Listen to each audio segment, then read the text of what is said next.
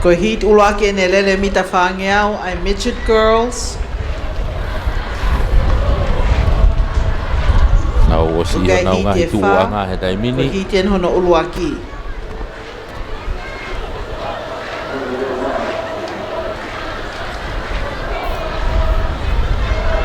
Teu.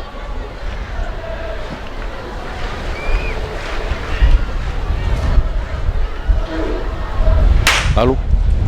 Ai we ka whafofonga me Toko ngai fitu e apia ko nau lele he kodi taimini. leini ua mo unga Olive College. Leini tolu taku i lau college. Fa Government Middle School Hahake, Nima Tupo High School. Ono Queen Salote College. Fitu Apfo College. Leini Fikabalu Tailulu College. Atai pe kore ki he matanga ofi atu ke finishing line uki kai fema ke toi kolosi lotonga ai fe awi ko hiko ngai nauna fa elektronika unehanga fua ai vave ai lele e tau whanau fe awi Salome horika me tailulu afe mai ko ke au nga tonu ke taki me pe afo suliana pala ni ko afo if you're on the grandstand or on the track, please do not cross the finishing line or anywhere close there. Ki kamata asi mai ki mo As the electronic timers kai lulu kai be mama he mai muya fo ya na mai tai mini to ni tai ho fulu na ko te pi tai mini pula ki ha ke pe tai lulu up for o mo kun salo te ni to kia mai Tolo Gonzalote, Takulau, Hahake. Tu pohai, moya kalotoloto. Ai sesi, mama loa. Salome horika tailulu ko hiti ko ya. Tailulu fo na ta poti tu. Ni a o ke mita o ngau ki holo ki moi toe te au. 400 meter midget girls. Asili ko tailulu fo no fo te au. Ko na wa be ko. Nau to ki pamu i mai nau to le ki me mana va me yai o. Faka o mai aki. Hoka toni ki hiti hono wa. Pana fu fine i ki au pito ai pe mita whange au. Ko tapai ta Satini Tonga Side School. Was Siuti Veituna Ewa, Crystal City Lavenga Maria. Aya ko ngahi leini ki hit hono wa. Leini Uluaki Tonga Side School. Ua Ewa Secondary Schools. Tolu Lavenga Malia Christian College. Fa Upfor Old College. Nima Government Middle School Hihifo. Ono Tailulu College. Fitu Government Middle School Hahake. Peamo e Leini Fikabalu Mama Loa Side School.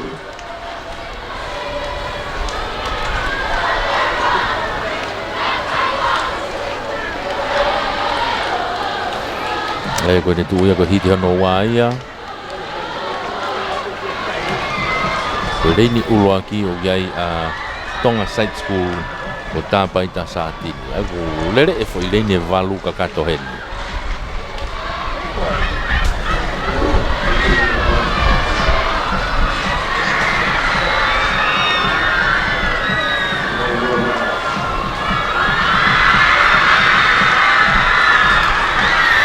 Lere e foi Leini valu ka kato heni.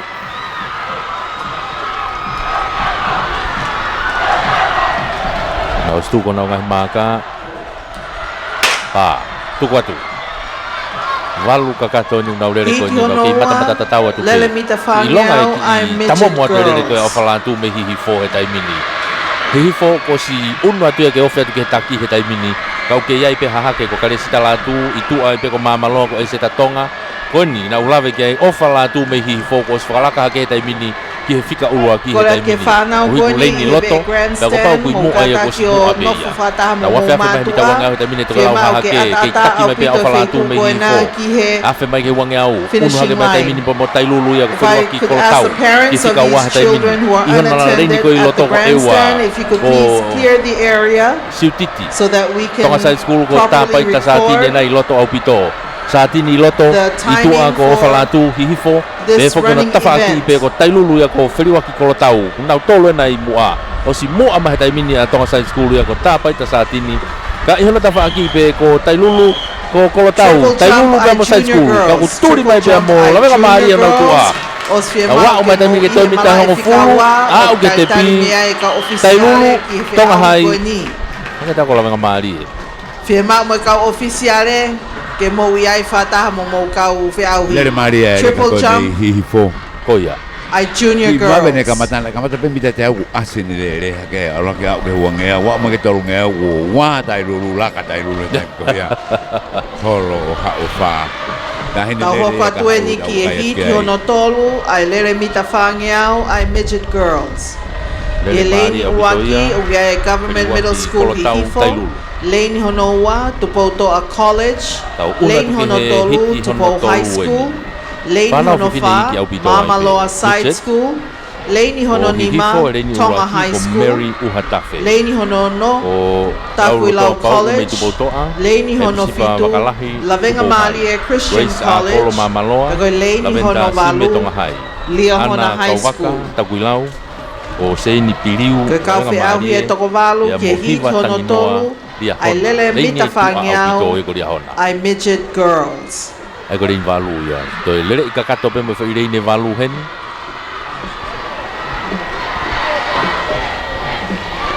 To hiti ben hono tolu, to fo hiti taha ia fa na fine iki au pito. Patongai lawe nga hei nene lo pe ni ka ko skula na o sma be ki tonga I ka le ka na wa ma ko lele. Oh ya. Ilang be na te teu. Wesing nga be mo skula. Koiu atweni marshalling ki open girls, women national, I shot put throw. Taliuyen a shot put ma I open girls, mo women national, fie ma uke mo ihe marshalling, ihe taimini. Befo ki men nationals, I javelin throw for men's nationals, fie ma uke mo ihe taliuyen. Mata tatawa tu pe taimini ulak mita te au.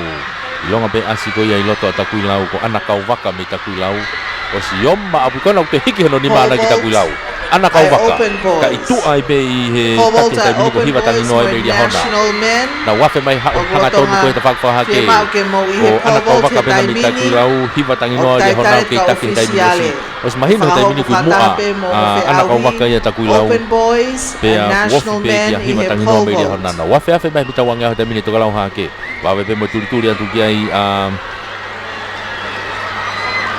pafofonga ko na me Tonga Hai he tai mi laventa si me Tonga Hai na ununa to open girls and women's national teams for the shot put throw shot put throw for the open girls and women's national.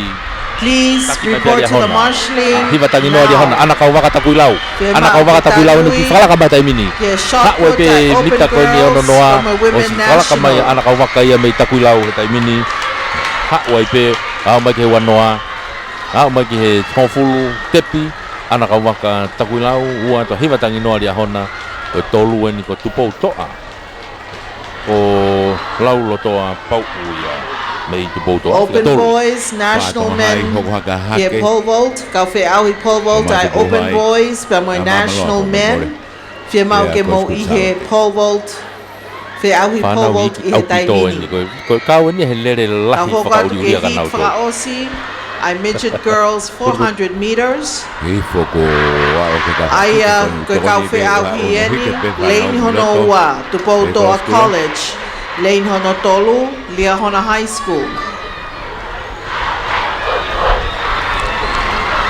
Tau teu atai pe ki he hiti whakaosi, whanau whiwhine iki au pito. Whamalo e before ki Tonga Hai ko tau paperwork. Lane Honofa, tau whaahau Pilo Level College. Lane Hononima, Queen Salote College. Lane Honono, Tonga Side School. Lane Fishu, Ewa Secondary Schools.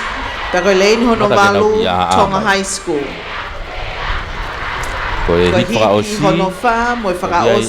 wila whinaula me te poutoa, a vea rea pai lia hona. Mere paongo tau whahau Pilo Level, Veronica Taria, Queen Salote, Ameria Haangana, Tonga Side School. Mere nau ewa, te mo ala pare, Tonga Hai. Ego toko fitu e ni a. Fitu e ni unaurere ko ni. Ko hit whakaosi. Open girls high jump. Mau atu ai Open girls high jump. Ke mau Ke mau ke mo ihe kaurere. marshalling ihe taimini. Would like to call all participants for the open girls high jump. Please report to the marshalling area right now. Kau suka tu pun akau kai ke lava. Foto fangel. Okay, foto tu upe. Pau yo nau ngahi starting block. Ke mau kiai. Alu. Now okay, mata tatau. Tofi tu ko ni hit wakaosi ni. Kilo ngapai ki vave pe ngorere ko ia I tua eua merenau pe mo ala pare ko ia tonga hai mu ape ia. Na to ki mava he tu na rere ana wa tau te fito ia merenau me eua. Kona was fala ka merenau ia me eua he taimina taki. Afe hi foko ia he uange au to lau ha ke was fala ka mata mini a eua ia merenau me tonga hai me ala pare. Au ko ka turi at pe na tua Veronica Talia me Kunsalote pe foki ki tu botoa ko tau fa hau pilolevu mo tu botoa na kuna I heleni ko ya ilotoka ko tau fa hau pilolevu ni o ku manga mai ko ni ki mo he taimini tau fa hau pilolevu o si afe mai ko ki hanga tonu o si fa la ka mai taimini mere paongo me tau fa hau pilolevu he taimini fa la ka mai Kunsalote pe mo side school Vea mo eua. Hau he taimini he takia. Tau fa hau pilolevu ko mere paongo. Hau mai te tau sisi taha ia sa. Hau mai taimini ke tepi. Hau te taimini tau fa hau pilolevu Kunsalote set school. Ko helere ta fa aki. Fai peho o fa malo sino te for your next event. Ke ki reka ko pe. Te mau koe fo irere ko ni. Ia mere paongo o e tau fa hau pilolevu. Awa ka tonga hai pe mo tuko toa. Ko lava e hit fra osi. Lele mita fa hine si ta hai he ka lele. Ka ko ia na ne uma. Ma va mai ne lele ana. Te tau hoka te taimini. Ne lele ma ko ia. Fotungo de surga professional ne Ki he hiti uluaki. Lele mita fa ngea ai junior Maria nge girls. taimi ko e fai nolo. The first of 4 heats for the junior girls 400 meters. Hiti ulangi me hite fa. Lane 2 up for Old College. Lane 3 Lavengamali Christian College. Lane 4 Mo'unga Olive College. Lane 5 Tailulu College. Lane 6 Tonga High School. Lane 7 Government Middle School Hahake. And lane 8 Tupou High School. Hiti uraki ni whana whiwhine iki. Māua te tepi.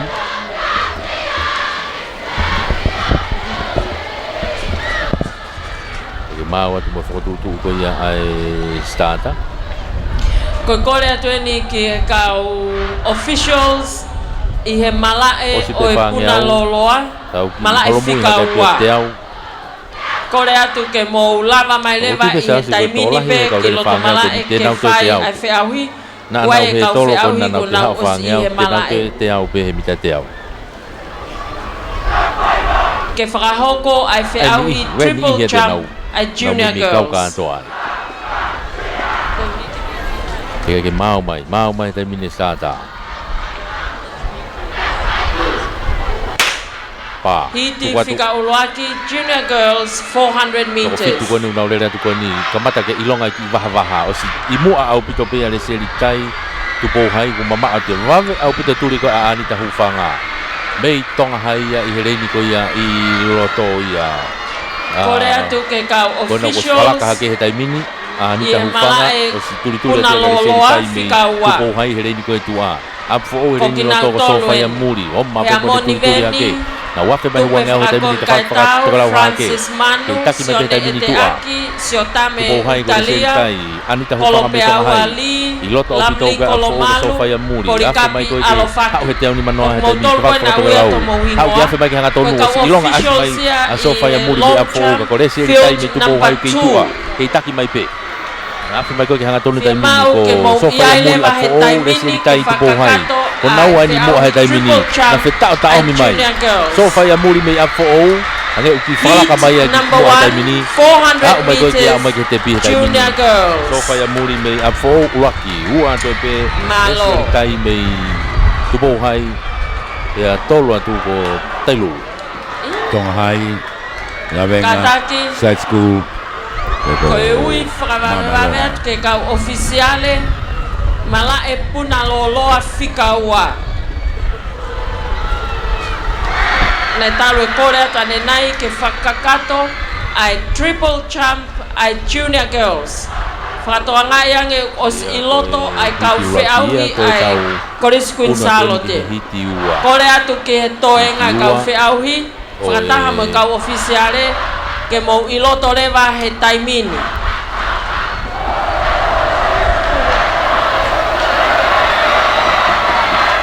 Whanau whi whine i ki en hiti ua whanau whine i ki junior hiti whikaua ai junior girls lia hona o Maria Leini whikaua ki lia hona high school Leini whikaua Takuilau college Leini whikatolu Ewa secondary school Leini whikawha Tonga high school Leini whikanima Tupo high school Leini whikaono government middle school Hahake Leini whikafitu Api Fo'o college Leini whikavalu Mamaloa side school Heat number 2 Lere takaitaha 400 meters junior girls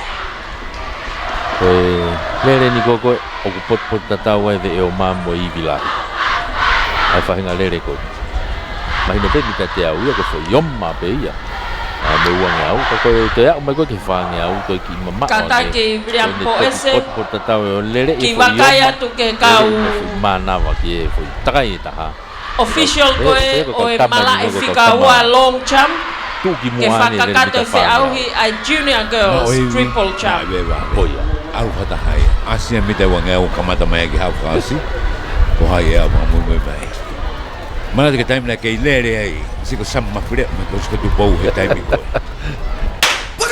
ko busie tu watu toko fitu no maulere ai ilonga buta pala he buta pele ni jua Maria Polo mi apo osi abahe ata bia ona ma wa doia ki tua selon yong mi mama loa ba be pe mo turi ele ni lo buta to hai o wahinde kumabaka to hai ona ko si pa wa doia ka ulere ka to ata mini kimu ayo te na wa ke wang yao na wo ke wang yao te ti kala wa ke mo sala ka to wahinde kumabaka ya yo no tua pe ga ya hona patai ka fusi ya hona lenge lo to ewa volusia ne ka fusi na o ta mo mai tai mini ya pe mai ka u manoa ke sala ka mai tai mini patai ka fusi ya pe ya hona ka fusi pe ya hona to ka fusi pe me ewa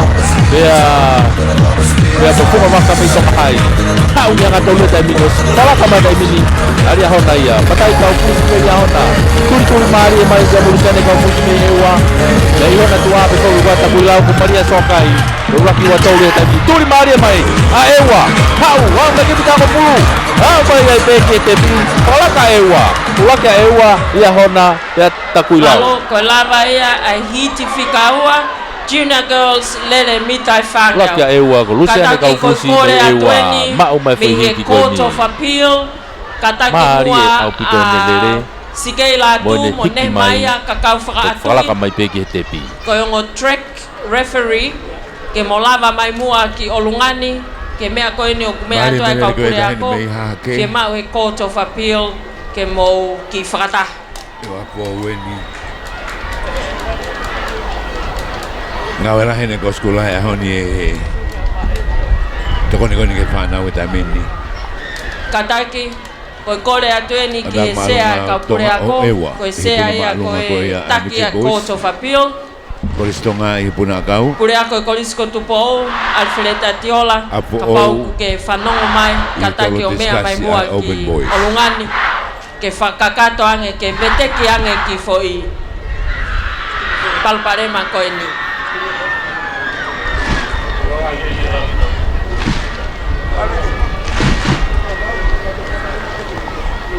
Katake Nehemiah mo skate latu.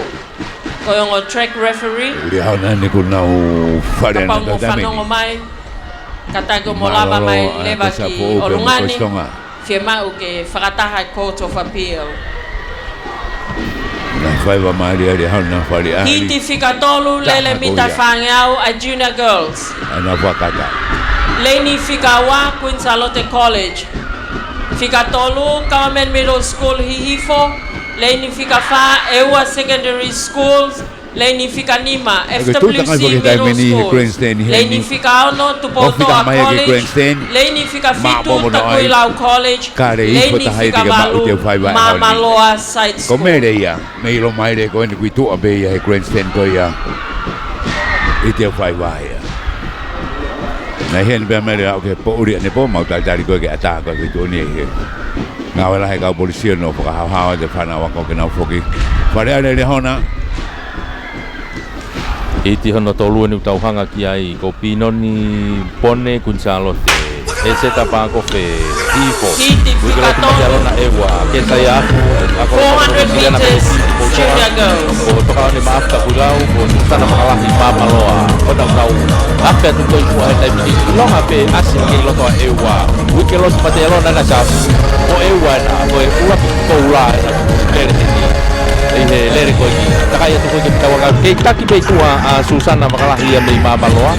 Susana makalahi mai mama loa ke taki ke na wa ke tawaga kai ni o tapuilau ko ka oli maafu ya be ko ke buke lo tu matelo na mai ewa ku ki unu mahere ni ko ya lo to ki moa ba ko ke tai ba ko ke hafe ba ko ke mita dau dai mini bilong abu te asa buke lo matelo na ni ewa ko ke hato sekolah ka mai dai mini ba ko ke hanga tonu sekolah ka abu te mai buke lo tu matelo na ya mai ewa o taki mai he tai mini Ikawa mai pekere ni ko tua ko tapuilau ko toka de maafu be tapuilau ikawa ka tolu mai ta mita Susana makalai ta kuturi be pena tua ta ko wa mai ke mita ngofulu mai ke tepia ko wikelo tu matelona ewa kola ria honan ko tapuilau ni wa mai moia ko ikawa ia ko fika tolu ni ko mama loa ko Susana wakalahi kona chaos WC be ko Queen Charlotte go high school be mo hipo mita tani mana mama hage ewa ke wa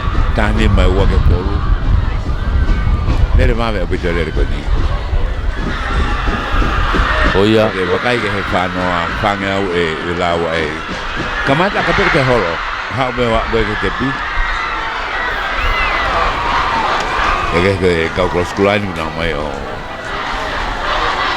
Toya 20 shot put open girls marshalling e taimini konelava ke peka officials kiloto ko kamata ya mo fe awi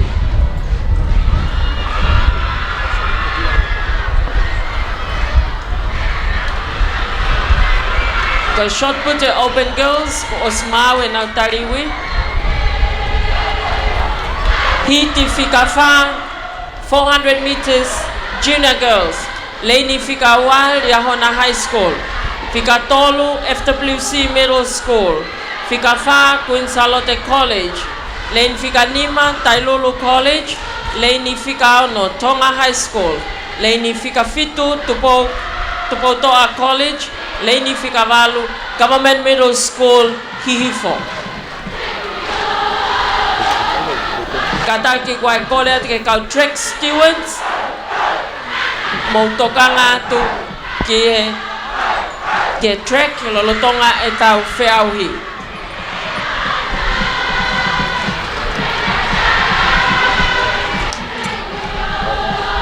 te wa tene tai mini ke tau unwa tu ki he hiti whaka osia ni e whanau whiwhine i kien whanau whiwhine i kien ko e nau hiti whakaosi ko hiti whakaosi ni lele mita whangeau ai junior girls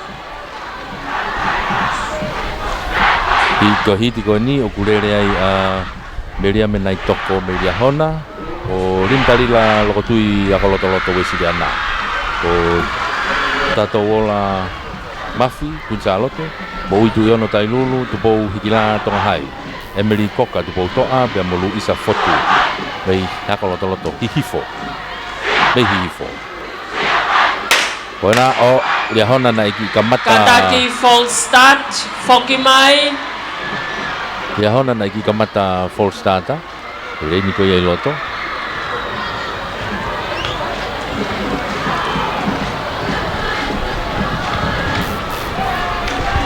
Kataki ka officials i malae Kodona start tu ke me fana ka wani me ai fie Kai ke te whana tu o te mni para bare mpu. Kone lava pe wha mamalohi. Ka maulama mai le wa kiloto mala e ke whakakato ai whiauhi tolo shot put open girls. Ko mau e nau tari ui te teu pe ke whakakato whiauhi. Ko whana ko nau lere, ko ke nau te Hangi ko lau ko ke nau te whanonga na toka mea. Ko whai mea nau ilo na toka pato ko nau wae. Junior boys discus throw. Koe, hae lahi taha. Oe, mea rea ke ne whakaonga tika nau tō. Ko ne mau pe ka ofisiale nau whamamalo. Mea iwi ka atoa nau tō. Nau lava tu lewa ke whahoko mo whiauhi. Keke, ka ni te nau tō e lere fo ou. O stu ko nau te utuanga. Tuku, alu. Hiti whakaosi. Bak te asi to ia heri ko ia i roto ia tu toa Emery Koka me tu toa tu po i la me toa hai kona osi mata tawa tu nawa ia tu aia mapa ya tu nawa ia baba tu mo turi aku salote tato wala mafi bei ku salote be fo ki kai lulu ia moi tu yo no me kai lulu do kau tambai no laki wa to fa kai ia tu tawa ngau tu kalau ha ke taki be tua toa hai po i la Ikaw at ito yung tuwa ko photo Emery Koka po kikikun sa alo din ako tawola mafi na unu may ko kaya may kihaw kaya hatulog na taki may tuwa tongahay tupo wikila tongahay bami abu to may asya tay lulu ay loto ko mo itu yun no may tay lulu ako ko kaya hatulog may taki may tay lulu tongahay tupo wikila tongahay ko mo itu yun no tay lulu ano tuwa pe Naka umay ke bawa ngamali ya umay ke minta tong noa kay takipe tubo wila tong hai mo itu ya no tai lulu au ke tepi ulat ka tong hai ua ta tai lulu lele hakali hona tolu ko lava ia hiti frausi ni mama hifo lele mita fange au ai junior girls bari abu to foi lele ko ni Kataki ai kau whiauhi koe ni o kuna woma piloto o ikai te ke toi kau koe he lere he tafa aki Tupou hikila pei tonga hai Ade pao toi lere koe ia Ai ko whakaosia o tau whanau whewhine Junia E tau moka tau te whanau whewhine Loto intermediate Kaya nau koe hite tolu Kaya nau koe hite tolu Kaya nau lere Kaya koe hite ulaki Kaya lostika wheke tama hai Ko hei awa tongo punaki te salote O tala mafi tai lulu Tau te te wat lewa ki hiti whika uruaki 400 meters intermediate girls Leini whika ua Tonga High School Leini whika tolu Queen Saloti College Leini whika wha Tailulu College Leini whika nima Ewa Secondary School Leini whika ono Liahona High School Leini whika fitu Takuilau College Whanau whiwhine loto intermediate Na wasi tu o hiti ulaki ki hona unga hitu wanga Te wai Mawa te tepi Mawa mai kau lau Kole atu ke kau officials Lama tamaria hana ka ngalo ke tau no trek topo na ia Tu pena trek titi ka puna ia lama Mamalohi Mo lama mai le makiloto Ko whakahamai ko osi ai marshalling e mentariui ai open girls ngahi event ko lere ko mala e ki lere ko puna ko tolo ko pole vault ai ko puna ko ni kata ki o papau mai ngahi national team pe o kuiai ha whakafofonga a national men ke nau whiauhi whakataha pe nau tolu pamoe Open Boys. Whiauhi kuna akau ai Open Boys. Whana whiwhine loto intermediate o nau hoko atu ki ai he taimini ai lere mita e whange au. Takaitaha. Toi whakatokanga tu ai pe ke kau whiauhi koe ni loto. Koe lolotonga koe whai e ngahi lele. Oua, tike toi e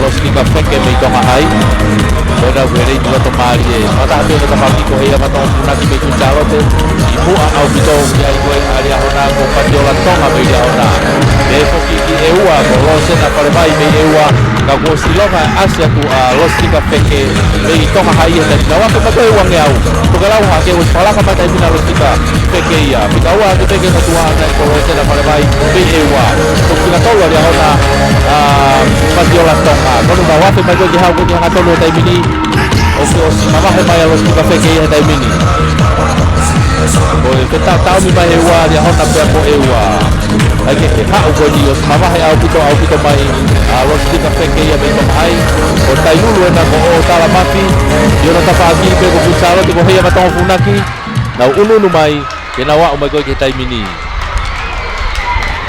a ba ke te pi tonga hai ko lava ia tai lulu puchalo te intermediate girls 400 meters Oria hauna tonga hai tai lulu puchalo te o ta kuilau Kataki fatoganga ke ngahi ako fie fia pe kamati pe koe ta hene tonga hai me he leini kuia i loto a wa ke koe ke mita wa nga o ta ne taki o ha wa be oni kuna lele mari a pitoia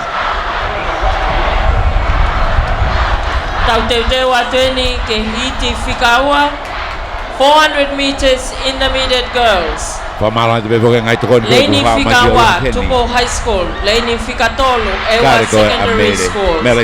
Leini Fikafa, Tupo Toa College. Leini Fikanima, Tonga High School. Leini Fikaono, Liahona High School.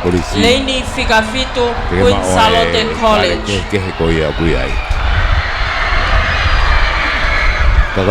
Hiti Fikawa, heat number 2, 400 meters.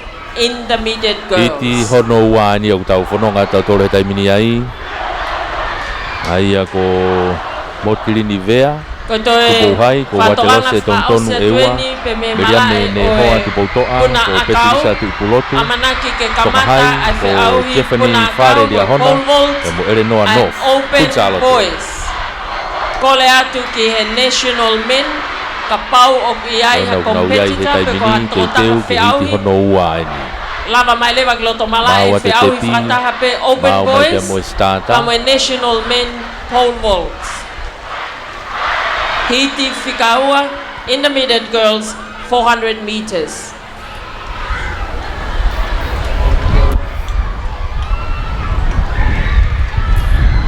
tu ke na nga hituanga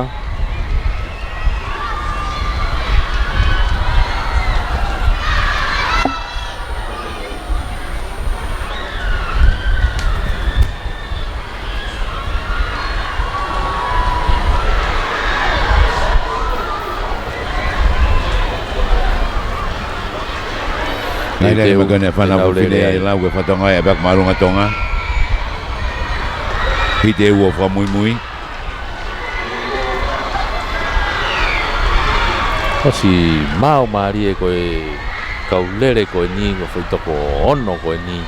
E na hanga ti tape pa e te hiti hono wa. E nga hingo iloa.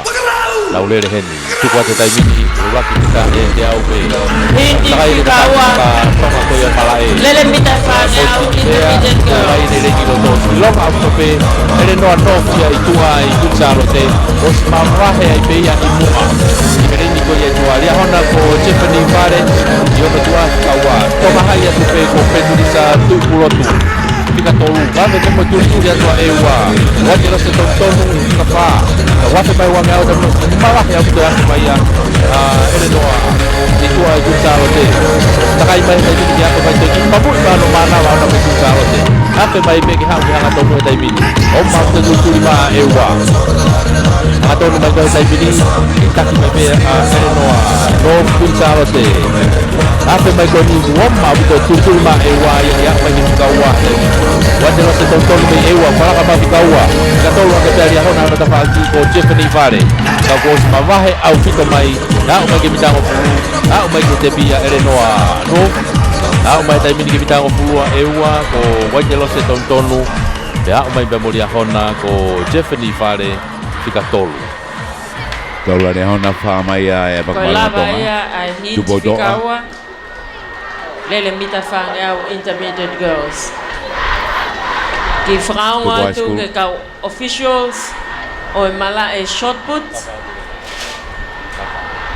como maupe fa to ha ke leva ki loto malae ke fra hoko ai fe auhi tolo shot put ko te bini ki he hiti hono tolu open girls fa o se ni fa na fi national women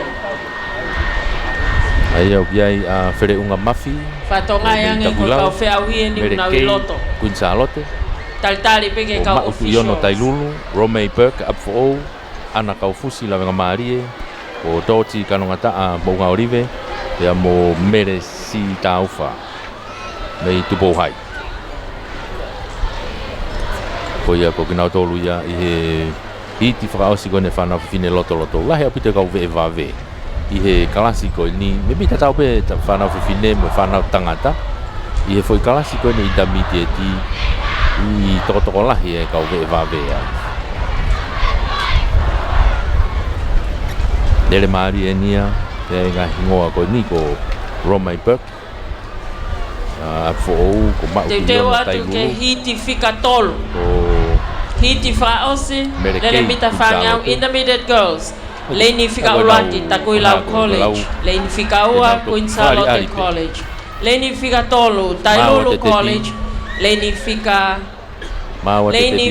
tolu Queensalote college leni fika ua takuilau Leni fika fa Tailulu Leni fika nima api fo'ou fika ono lavenga marie Leni fitu bonga orive Leni fika valu tubo high school ko fo ireni pe ko ulere ai hiti fraosi matohi hina ko ngota fa aki lele mita fa ngau intermediate girls I henelere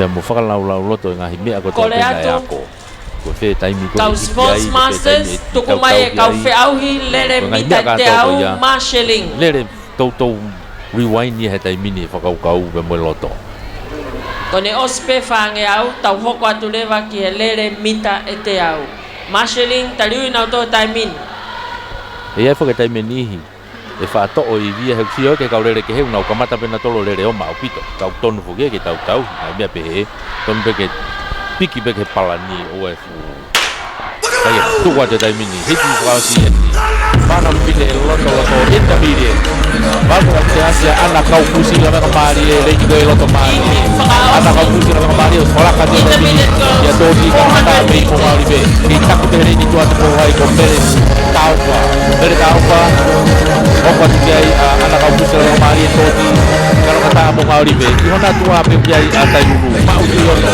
vamos a ko tu tu ka ta ku yo no pero una más ena mi ta ku yo hasta que le digo el otro de poquito ya ma u yo Tailulu, bueno, una sola kamay na Tailulu na iya.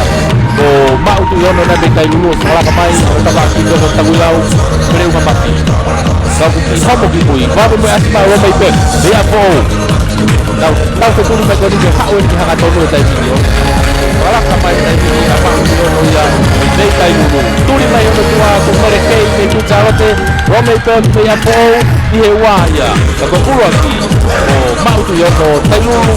Au que te vi voando Romei Burke todo que te merkei Queensalote lele mita fangau intermediate girls te tau te watu leva kau file muy con na ki hit fika ulwaki te taimi ko tope a ena ulere mita fangau ai open girls tipo hai ko e whanau whiwhine lalahi au pito. Ko e hite ua ai.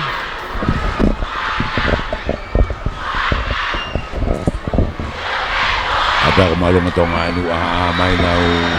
Kata ke kau kolo sekolah. Di bakai mai kuai tahai lo malai finishing line tai nimi.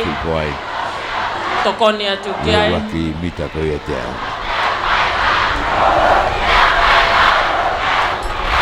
Mela ko ku esi ko da mela mari. Tolong dia terus kula. Ko pau ko openia I beni ko eua ko mere maire. O Kunsalote ko Ameria Laumanu, Maria Paseka Takuilau, o Kato Kakala Moala Tupo Hai, Famaloat ke kau officials, Kafa, Tonga Hai, kata ki ko kau officials ne malai shot put ko na is iloto, frahoko ai feauhi, tolo shot put open girls frataha pa national women. Asi hingoa ko yao. Ko kau officials ni e malai discuss ko na labat mo na tol kiloto. Matutua matong hai babu ko na. Ke frahoko feauhi ai junior boys. I hoko mai na ubava. Hiti fika Uluaki Open Girls. Leini fika wa Eua Secondary Schools. Leini fika tolu Kunsalote College. Leini fika fa Takuilau College. Leini fika Nima Tupo High School. Leini fika ono Tonga High School. Leini fika fitu Liahona High School. Upala ke peko ngata hesinya dari final be openia ko iko na ko si ka ge ha hiti ko ya ako ni ya na hiti na to la hina to ko ko mo finga ko me ko mit atleta ke filia le le ta na o ma ka ko to ma wa te pi ma mo stata te Halo. Papi to ko tau kafa na. Hola tau kafa no tikuna ka tau kafa ya. O ma o fala ka to e ka urere tai mi. Mita peni mano a vos mabahe au bito ya. Ne rere ana ya. Ape mai ko wanga au. Ka ko Kunsalote na ko Ameria Laumanu. Ko ya pe turi ka ko tumo hai ya ka Kakala Moala. O ya na ukawa te tai mi. Ya inono tua pe ya iko ya pe ko Takuilau ko Maria Paseka. Epo ki hona ko ana pona si ka ko mapahe au pito mai mola tau kapaya mei tonga hai ape mai ko jang mai hanga tonu tai mini nono tua pe tumo hai ko Kakala Moala tapaki ko Kakala ya ko Takuilau ko Maria Paseka e ua ko tonu ya ka ko hanga tonu mai ni o si to re mai te re ya mola tau kapa mapahe au pito ya ni tonu ko re ti mapahe ke bitai pa no tai mini Hewa, ai de wa na ko Takuilau ko Maria Paseka, ka ko wa ba ke te pi dai dia hora tau kafa dei tanga. Au ma tani ke tauloa uanoa ko Maria Paseka ia mei Takuilau ko fika tolu le vai ni ko ria hona. Kata ko la vai. Ana ponas. A hiti fika Uluaki 400 meters open girls. La mari ne ma ko ke te mita ni mano te wa. Oh ya, to CEO e pot ngawe ako mo ko na lele to ta be ia ano tapun ba be ofisi ka lava mai mo ne ka ngawe ke po I ai spoti ai fana wako lava ko to po puna akau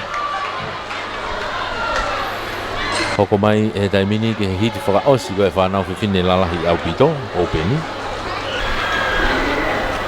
o to tolu beni fa to ngate ka pure spoti o si maua te pi ko kau fe au I ko e lele mita te au na marshalling e tai mini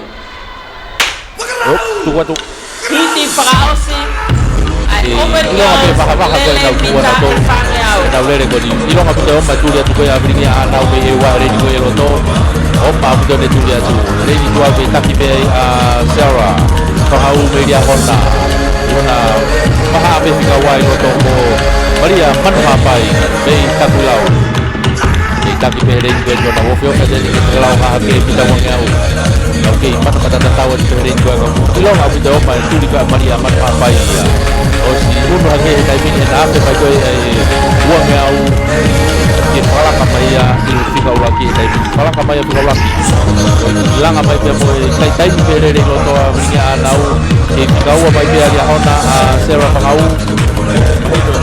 Hopo mai tua manha pai o taki mai taimini Maria manu hapai Yola mai taimini me ka kuilau Tuli mai taimini be mo ewa ko vilingi anau Kau kei fitau a pere hona ko Sarah Whangau Kau kei tau pere koi hongo ko ia Au mai ke fitau anoa taimini waki Hiki ma ewa kene mau mai kaua Wa umai Maria manu hapai ke te bi ka kuilau Au mai taimini be mo vilingi anau me ewa Fikaua Lele mita whangeau ai open girls. Ko e tau taimi toe minite e ua fitu ki he ua. Whakamanato atu ko e tau polokalama tolu homo fulu ko e osia e tau spoti e ahoni. Ma upe e tau pasiki api ke a. Toe e tau foi event lalahi e ua i he track event. Aya ko ngahi lele preliminary ai 100 meters sprint. Lele mita te au hiti katoa Nena e whahokata nenai, maha koe whai hiti ai whangeau Ka tau whakawave.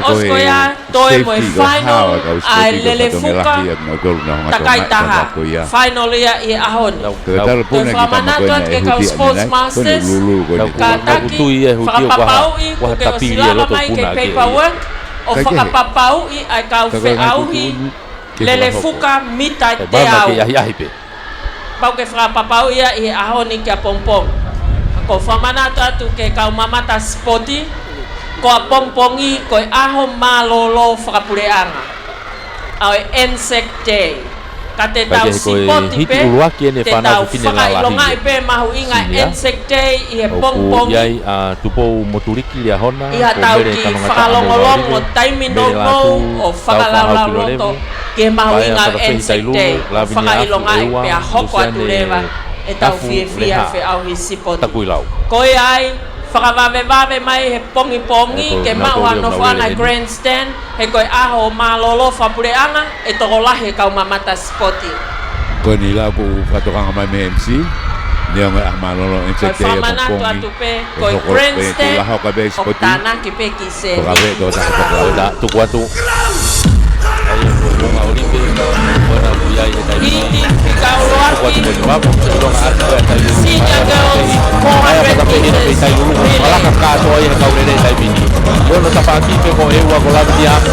Tapos pakalaka au pito kata ini tai bini. Tai lulu ya. O paya pada pedia. Tai lulu. Awan yape wong au nem ko jape maya. Nuna ta ya hona tai bini ko buturi ke kaua.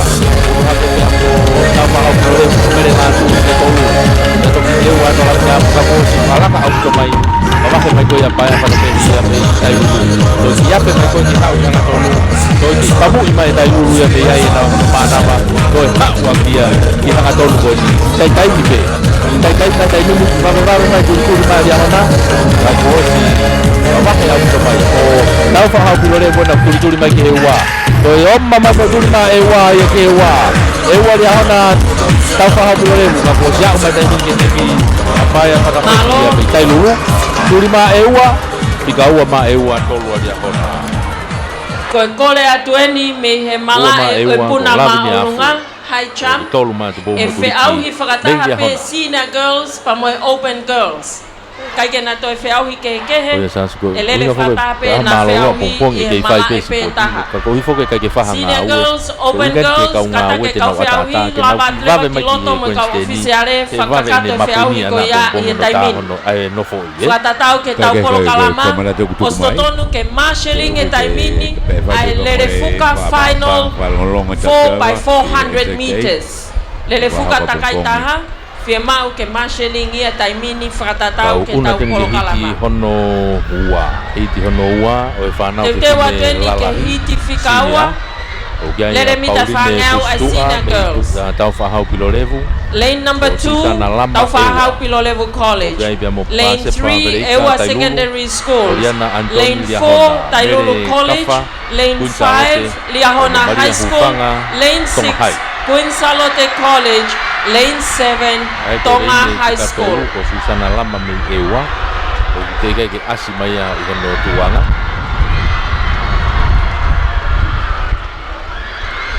Ka ko skakato e to nga ia.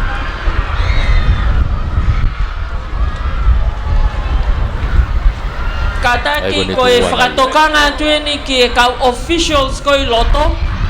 Tau te fito ke kau track stewards. Hiti hono ua ai mita mo kataki tokanga ange au pito ki he tau whiauhi o whia mau ke mo tuu ke tawhaaki. Si ofia leini he lele me whiauhi a kaureka. Ko ian te tau hoko atu ki ai. Ka pau ku ke whia mau a whamamalohi lava pe o atu o Powerade pe ko Coca-Cola me he kautaha ke mau hauivi. Ka ke lava o tu ke o lunga o ua e me ape lalo sio atu ai ke leini. Kataki ke frasisi ipe kau official kon ato hoko ngai palo pare ma. Bueno foto ngai ke sio pe leini ko ele pe ko leini ko ko sta ba ka ko asuna o tangu pilalo. Kasi ni no po ta no ben junior boys final call ke kau competitors kau fe au he junior boys discuss. Yo tu kwatu. Ko ni pape rai ko ni Babe kita asu dari itu Amerika pa kusalo de kala ka de ka urele ko toa la na pena oriana Anthony na tua itu ape fokia na wa to hai ko Maria Upang na autoria e wa ko to na ini ka ko Pauline de tua me ko tau fa habulo ro na me loto ki pa ape aka te dai ko ya di ka wa ga usala ha ke tak se ko i ko ya Amerika pa kusalo de ya hona ko oriana Anthony ko Maria Upang na hai nape mai ko ha ki hanga to no tai mini ke tak mai ko ko mai ko ya ke tak mai ko kusalo de mereka pa itu kamu mano mala pa ha ko ki hanga to no tai mini ki pa me tu mai area hona oriana Anthony ka ku oriana Anthony mai ya hona tu mai ka ku ke i mo ape Amerika pa ya mai kusalo de ngawaki os mavahe maia ave be mita ho pu nai be wa au mai te miti mereka pa kusalo te waki o oriana Anthony ya hona ua tolu mai Maria Upanga tohai Hiti Fikawa 400 meters vai betai lulu girls. ya mai be mo tava pilole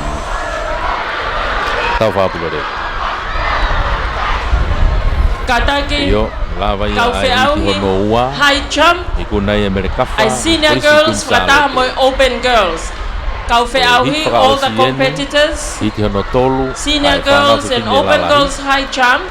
Could you report to the field now? The officials are already there to begin your event. Heat number 3, senior girls 400 meters relay. Lane number 2, Tonga High School. Lane 3, Takuilau College. Lane 4, Tupo High School. Lane 5, Ewa Secondary Schools. Lane 6, Queen Salote College. Lane 7, Tailulu College.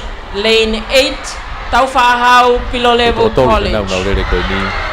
Fatonga yange oblolotonga frahoko taimini ai feauhi puna kau ai open boys pema national men.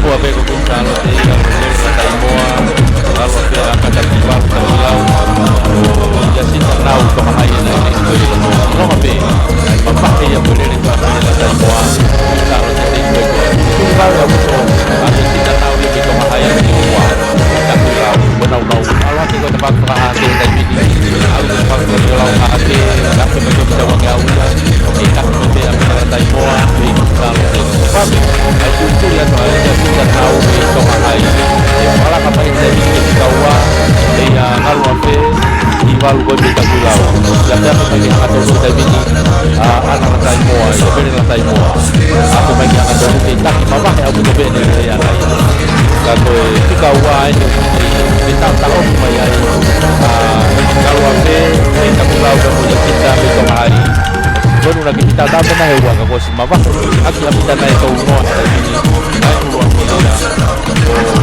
Pero kata imoa apa kita pi orang kata ini kalau apa yang kata pi malu ya kita mulau kau ama kita ini malo kolaba ya ai feau ya sinta nau nei to hai senior girls 400 meters